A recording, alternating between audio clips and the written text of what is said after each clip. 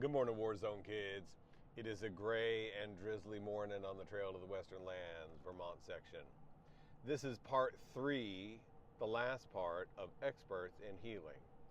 Warzone kids is my term for those of us like myself. I'm a child sex abuse survivor. As an adult, I live with borderline personality disorder. I'm a recovering addict and bulimic. I got other difficulties.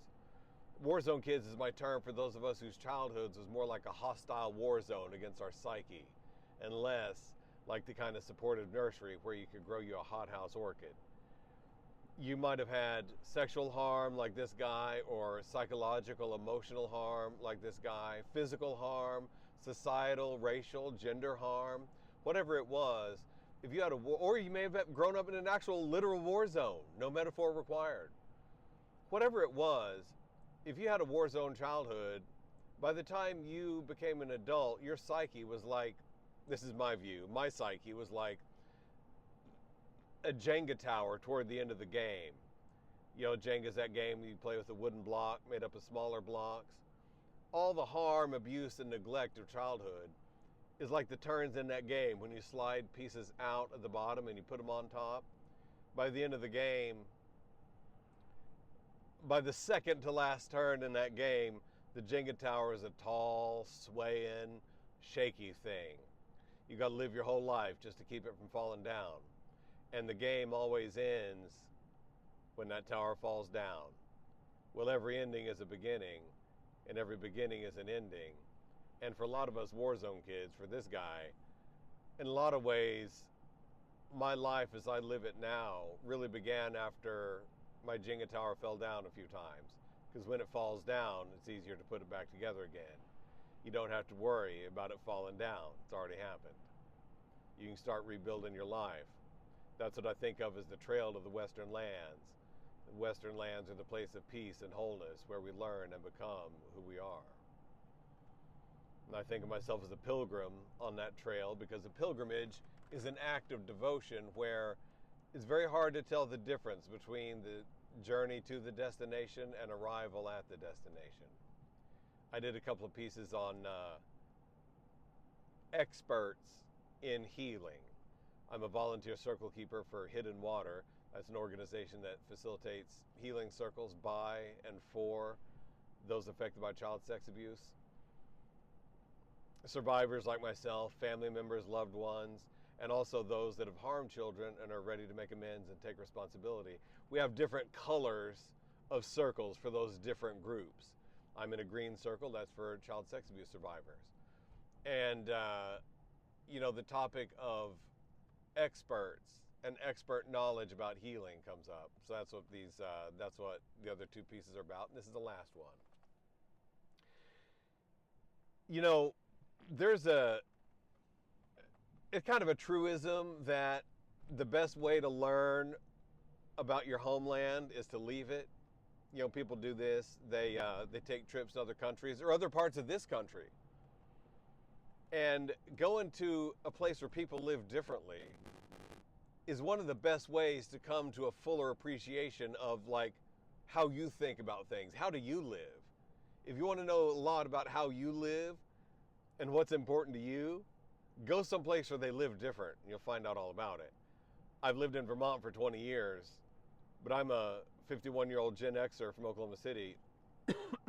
Pardon me. And it'd be hard to find two places in the world more different than the Oklahoma I grew up in and the Vermont I live in now.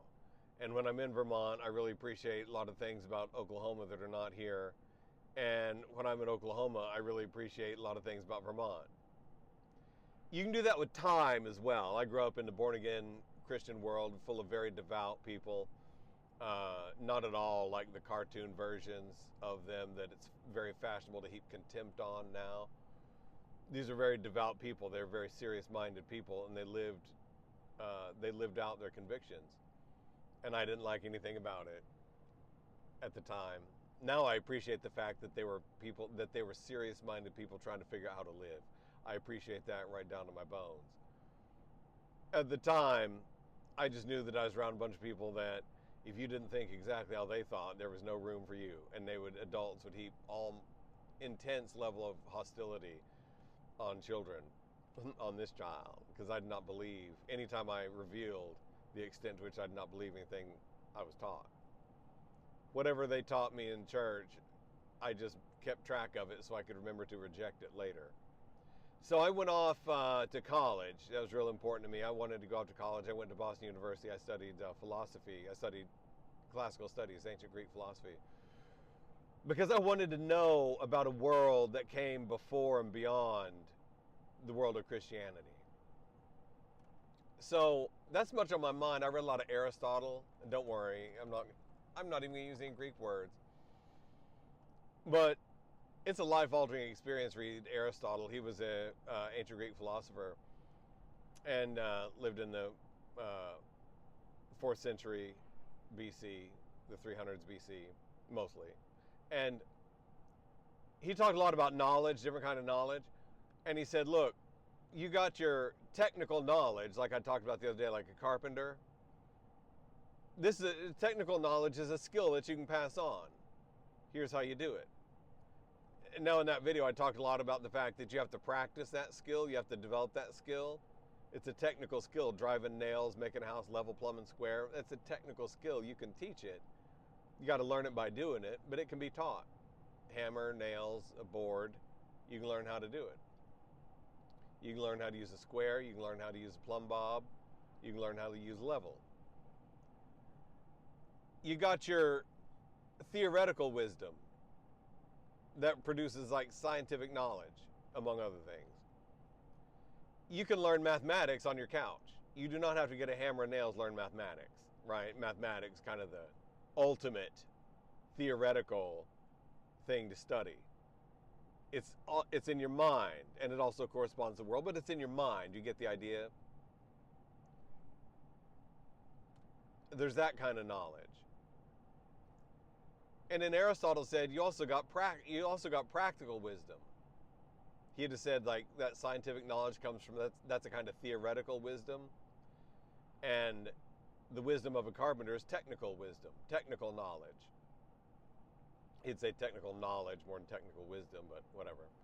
And he said you got your practical wisdom. And practical wisdom is what separates a statesman from a political hack or a demagogue, right? A statesman is interested in political things and has knowledge of what's good and beneficial, or has an understanding, an insight into what's good and beneficial. Not only how to work the politics. You know, you got policy, you got practical matters, you got to fill potholes in the road, you got to raise taxes, you got to do all that stuff.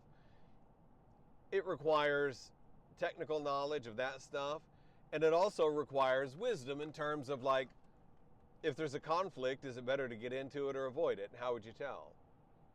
What should your tax policy be? Well, that depends on what you want to accomplish. And what you want to, what is it? And these questions rely on questions that go beyond the technical skills. If you want to know whether it's a good idea or a bad idea to get embroiled in a conflict, well, good idea or bad idea? Good or bad for what? Good or bad for the city? Good or bad for your people? And that means it's going to have a good effect or a bad effect. That's beyond technical skills, the knowledge, the understanding of good and bad for human life, practical wisdom. You have to know what's good and bad for human life. See, the question of how do we live is a question of what's good and bad for human life. That involves practical wisdom, Aristotle would say. So in that video where I talked about, the first video I talked about like experts in what? If you're an expert in healing, experts in what? I talked about learning how to be a carpenter, and the fact that the healing circles I do is a practice. It's something that you do. Living life is something that we do, not just something that we read about. We live our lives. And so I think about these three things: technical knowledge, theoretical knowledge, and practical wisdom, right? Theoretical wisdom, practical wisdom, technical knowledge. when I think about what's an expert in healing. Which one of those three things, if you're an expert in something, what is it? Well, it's got to be there in the middle, like the statesman with practical wisdom. Healing, if you want to be engaged in the practice of healing, that means that you need to know a healthy human psyche from a harmed human psyche. You have to know a healthy human psyche from a damaged human psyche. And that leads you directly to the question of what is a good human psyche? Good in the sense of well-ordered, happy, eudaimonia. That's a Greek word for happiness. I did it. I used a Greek word. I'm sorry. But I love the word eudaimonia. You have to have practical wisdom around, you have to have some kind of notion around what does it mean to be to have a well-ordered psyche as a human being. That is not a technical skill. And that is not just a bit of theoretical wisdom.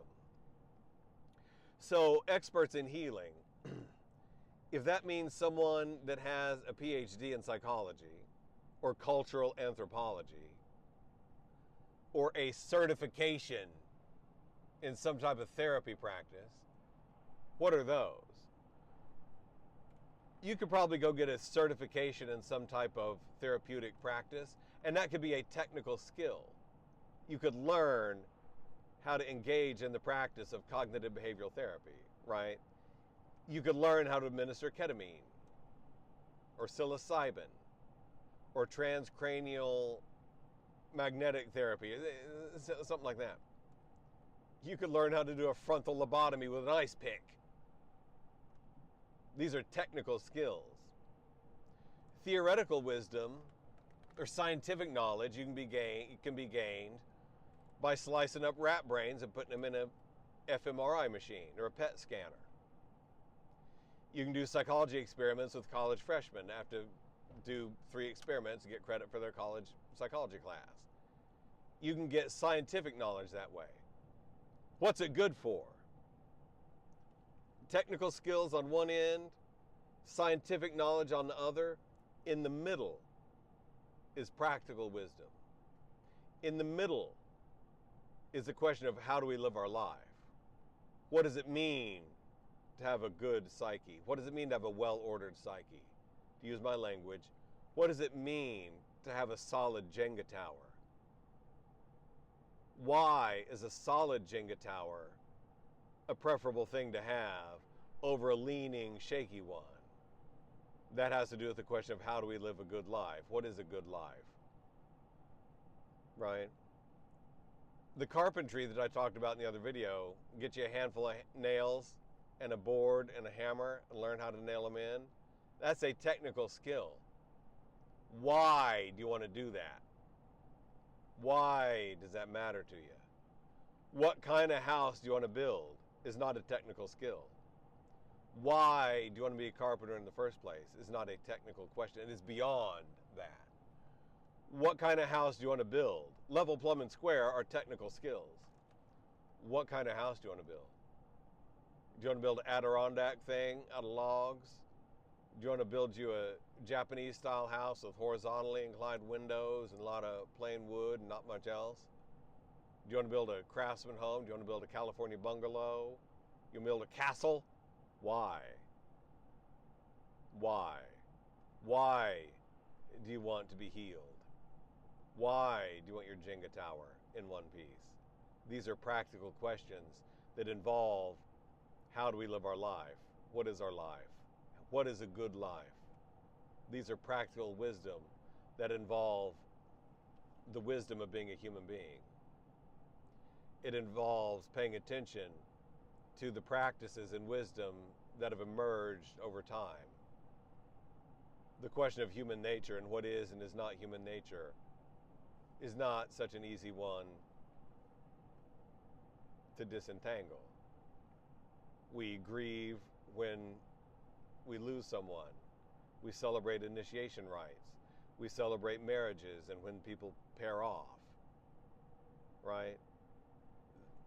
These are human needs that relate to our simple existence as human creatures.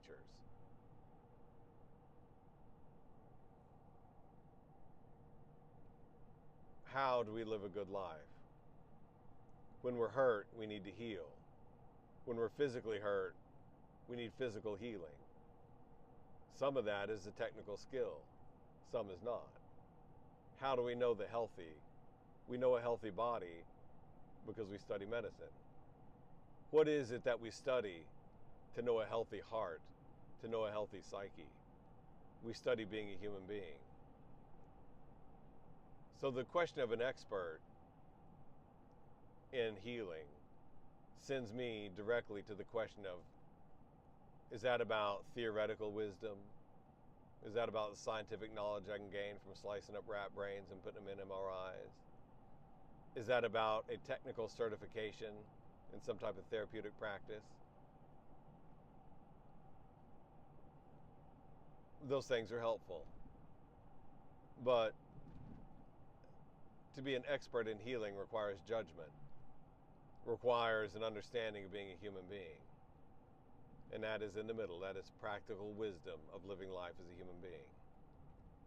And I think I've kind of summed up various thoughts in my head when I think about experts in healing. It's a beautiful day on the trail to the Western Lands.